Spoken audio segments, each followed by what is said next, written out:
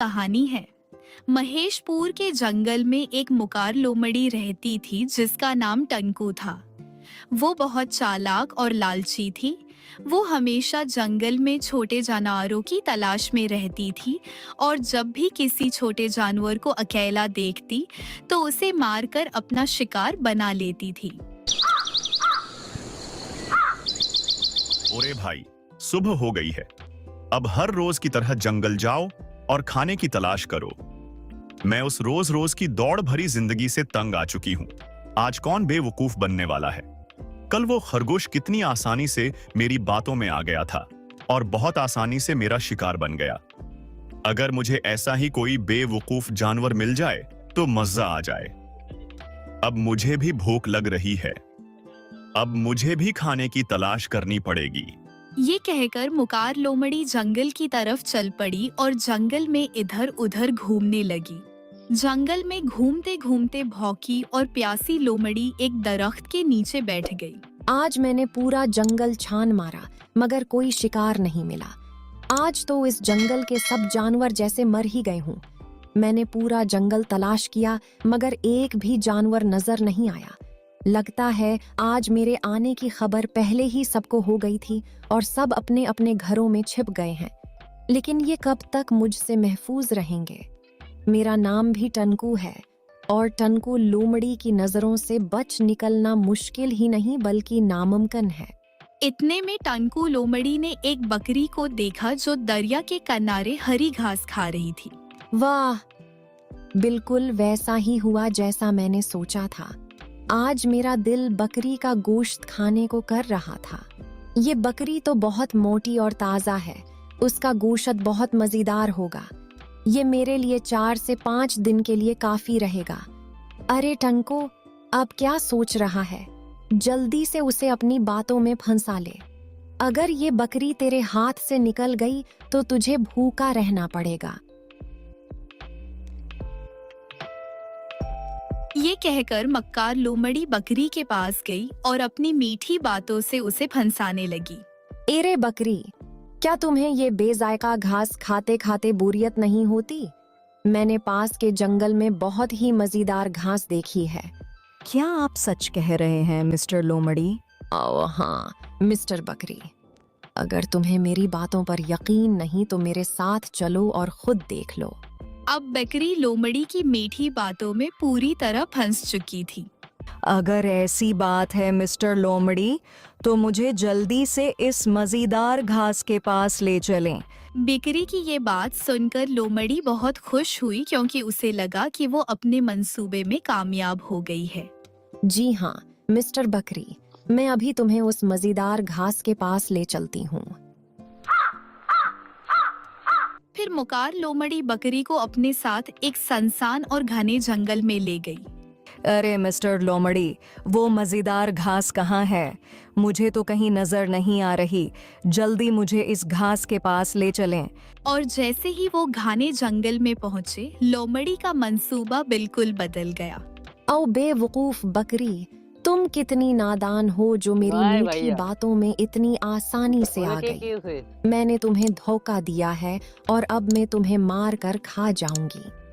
फिर मकार लोमड़ी ने वहीं बकरी को मार डाला और उसे खाना शुरू कर दिया। जी तो बड़ा मजा आया। जो भी कहो, बकरी का गोश्त बहुत मजेदार था। मुझे बहुत उर्से बाद ऐसा खाना नसीब हुआ है।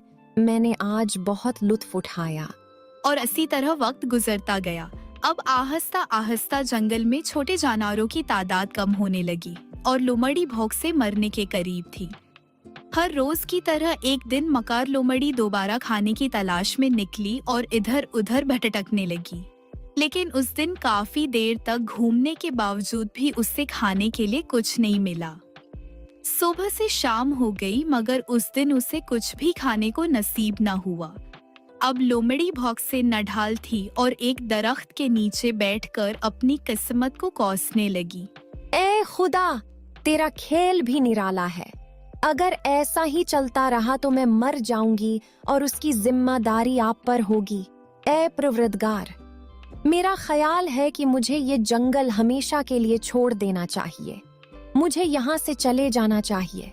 आज 2 दिन होने को आए हैं, मुझे कुछ भी नहीं मिला। ये कहकर मक्कार लोमड़ी दूसरे जंगलों की तरफ चली गई और शिरबलवंत के इलाके में पहुंच गई जहां शिरबलवंत की हुकूमत थी। लोमड़ी शिरबलवंत के जंगल में छपकर रहने लगी और इसी तरह उसके दिन गुजरने लगे।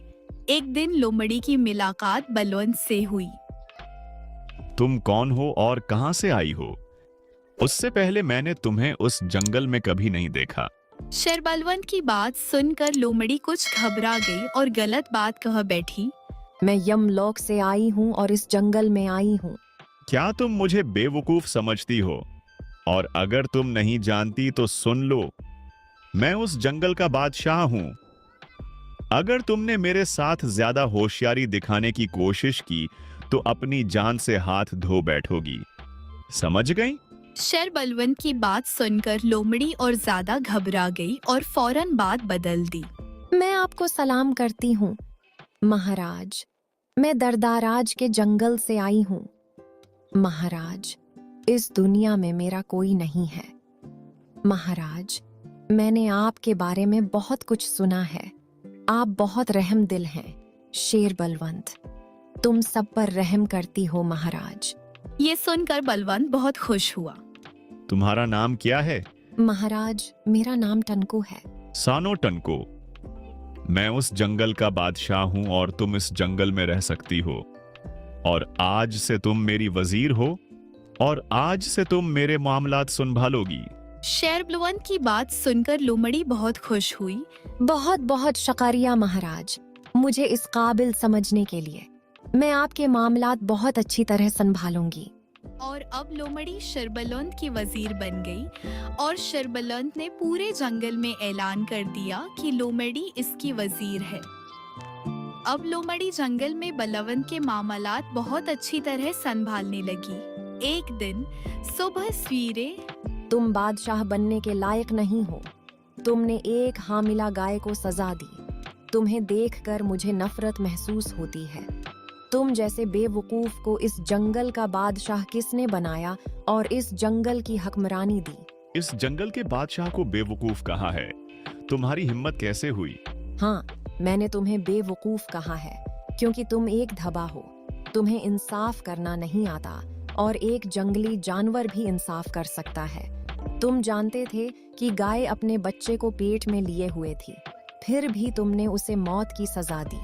तुम इतने बेवकूफ कैसे हो सकते हो?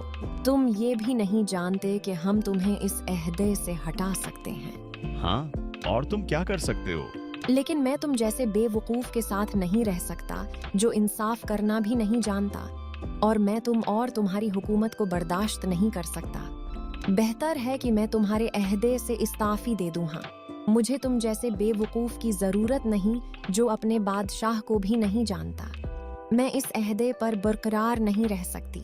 और दूसरा, तुम मेरे पास रो कर आए थे और मैं कई दिन भूख से निढाल थी। फिर मुझे तुम पर रहम आया और मैंने तुम्हें अपना वजीर बनाया और तुमने मुझे बेवकूफ कहा। तुम मेरी तौहीन कर रहे हो। अब मैं यहाँ एक लम्हे के लिए भी नहीं रह सकती और अब मैं तुम्हारे वजीर के अहदे से जाने वाली हूँ।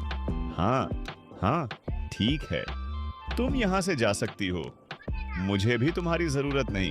इनकी लड़ाई की वजह से जंगल गम और मिलाल से भर गया। फिर बादशाह का वजीर हाथी वहां आया। क्या हुआ बादशाह?